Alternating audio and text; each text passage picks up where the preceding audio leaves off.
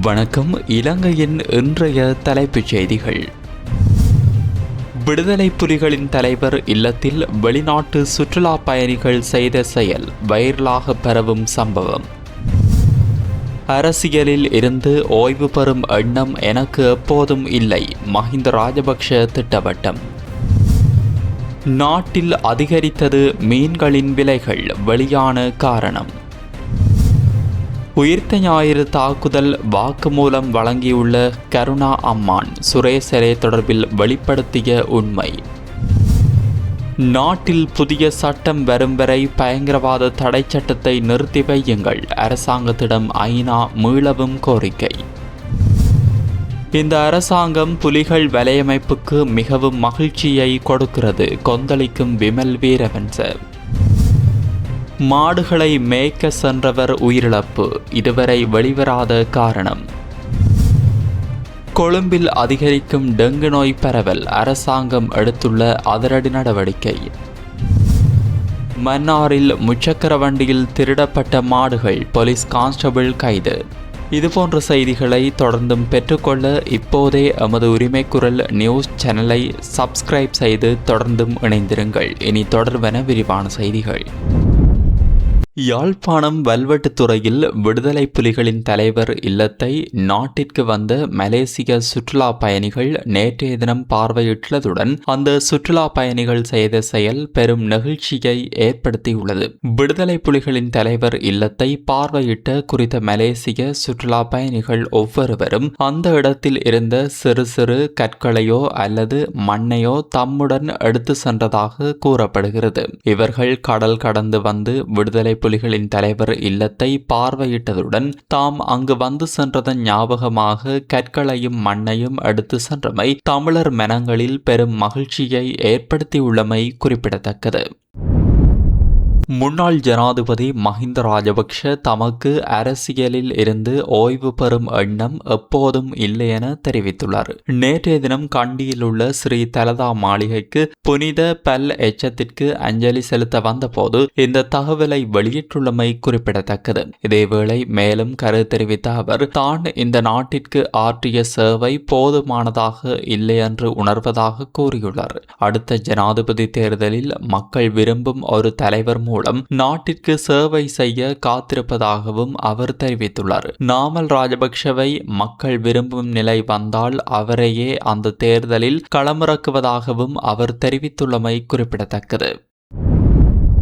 கடல் கொந்தளிப்பு காரணமாக கடற்றொழிலாளர்கள் கடலுக்கு செல்லாமையினால் சந்தையில் மீன்களின் விலைகள் மீண்டும் அதிகரித்துள்ளதாக தெரிவிக்கப்படுகிறது. தற்போது கடல் கொந்தளிப்பாக காணப்படுவதனால் கடற்றொழிலாளர்கள் கடலுக்கு செல்வதில்லை என்றும் இதன் காரணமாகவே மீன் விலைகள் இவ்வாறு உயர்ந்துள்ளதாகவும் பேலியகொட மத்திய மீன் சந்தை வளாகத்தின் செயலாளர் ஜெயந்த குரே தெரிவித்துள்ளார். இதற்கமைய நேற்றைய தினம் பேலியகொட சந்தையில் ஒரு கிலோகிராம் சலாயா ரூபாய் 1000 ரூபாயாகவும், லின்னா ஒரு கிலோகிராம் 1200 ரூபாயாகவும், கெலவெல்லா ஒரு கிலோகிராம் 1600 ரூபாயாகவும், தோரா ஒரு கிலோகிராம் 3000 ரூபாயாகவும் விற்பனை செய்யப்பட்டமை குறிப்பிடத்தக்கது. இதேவேளை சந்தைக்கு மீன்வரத்து குறைவடைந்துள்ளதால் சந்தைகளில் சில்லறை விலைகளும் கணிசமான அளவு உயர்ந்துள்ளதாக வியாபாரிகள் தெரிவிக்கின்றமை குறிப்பிடத்தக்கது.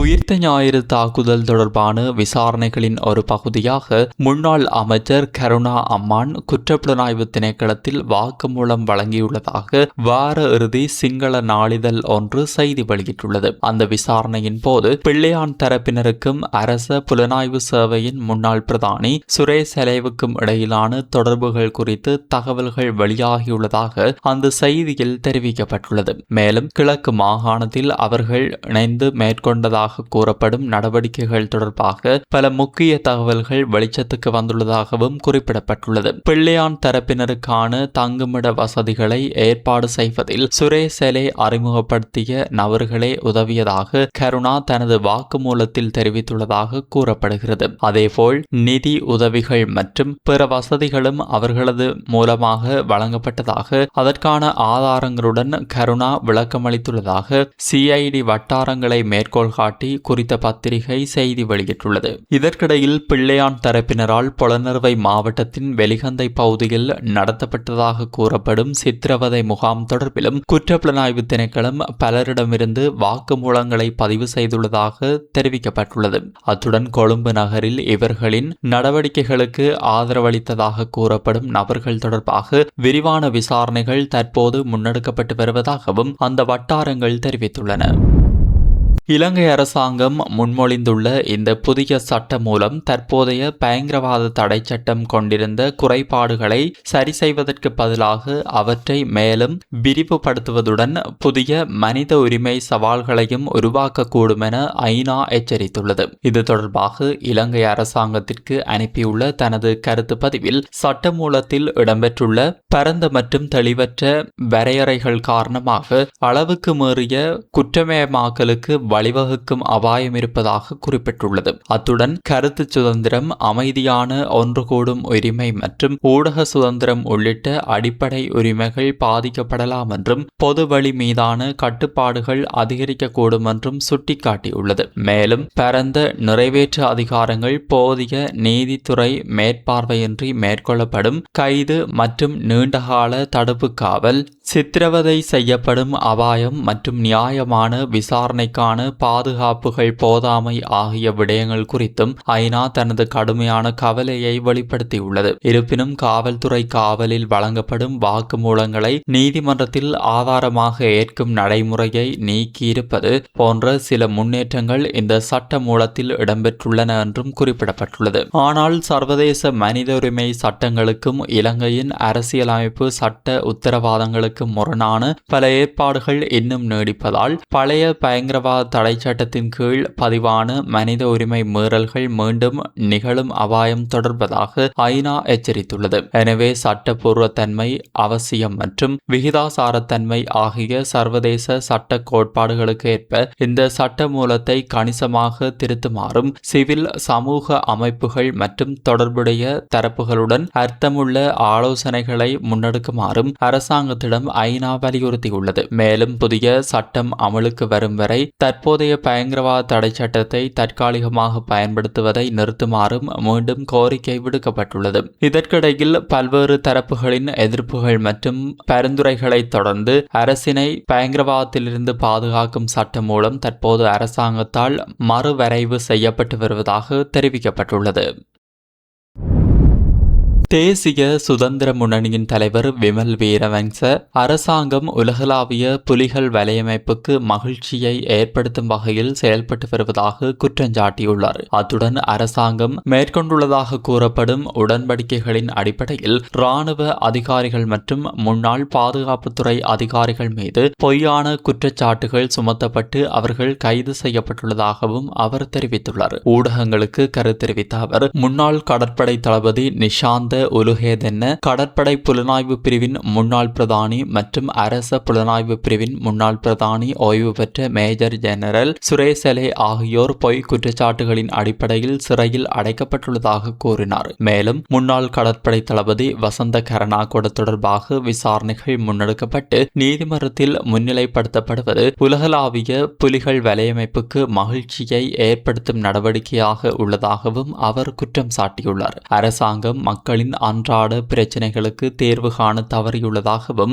சேதமடைந்த தொடருந்து பாதைகளை சீரமைத்து கண்டிக்கு தொடருந்து சேவையை முழுமையாக இயக்க முடியாத நிலை காணப்படுவதாகவும் அவர் விமர்சித்துள்ளார். பழைய பேருந்து நிலையங்களுக்கு வண்ணம் பூசுவது போன்ற நடவடிக்கைகளையே முன்னிறுத்தி வருவதாகவும் அரசியல் ரீதியாக சவாலாக அமையக்கூடிய நபர்களை இலக்காக கொண்டு பழிவாங்கும் நடவடிக்கைகள் இடம்பெறுவதாகவும் அவர் தெரிவித்தார். மேலும் இந்நடவடிக்கைகள் மூலம் மக்களின் கருத்து சுதந்திரத்தை கட்டுப்படுத்த முயற்சி மேற்கொள்ளப்படுவதாகவும் ஓய்வு பெற்ற காவல்துறை அதிகாரிகள் உள்ளிட்ட சிலரை பயன்படுத்தி காவல்துறையின் ஊடாக இவ்வாறான நடவடிக்கைகள் முன்னெடுக்கப்படுகின்றன என்றும் அவர் கூறியுள்ளார். அரசாங்கத்திற்கு சாதகமாக செயல்படுவதாக கருதப்படும் நீதிபதிகளின் ஓய்வு பெறும் காலத்தை நீடித்து நீதித்துறையின் கட்டமைப்பை அரசியல் நோக்கங்களுக்காக பயன்படுத்த முயற்சிக்கப்படுவதாகவும் அவர் குற்றஞ்சாட்டியுள்ளார். எவர் மீதுமானாலும் பொய்யான குற்றச்சாட்டுகளை உருவாக்கி கைது செய்வதன் மூலம் மக்களின் கருத்து சுதந்திரத்தை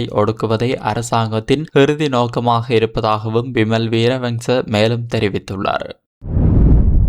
மாடுகளை மேய்க்கச் சென்ற நபர் ஒருவர் உயிரிழந்த சம்பவம் ஒன்று இடம்பெற்றுள்ளது. சம்மாந்துறை பழைய வளத்தாப்பிட்டி கிராமம் ஒன்று பகுதியை சேர்ந்த 57 வயதுடைய மயில் வாகனம் வாசு என்பவரே இவ்வாறு மாடுகளை மேய்க்க சென்றிருந்த நிலையில் உயிரிழந்துள்ளதாக தெரிவிக்கப்படுகிறது. சம்பவம் தொடர்பான மரண விசாரணை சம்மாந்துறை நீதவான் நீதிமன்றத்தின் பதில் நீதவான் கௌரவ AM நஷீல் அவர்களால் முன்னெடுக்கப்பட்டது. உயிரிழப்புக்கான காரணம் தொடர்பில் மேலதிக விசாரணைகளை சம்மாந்துறை போலீசார் மேற்கொண்டு வருகின்றனர்.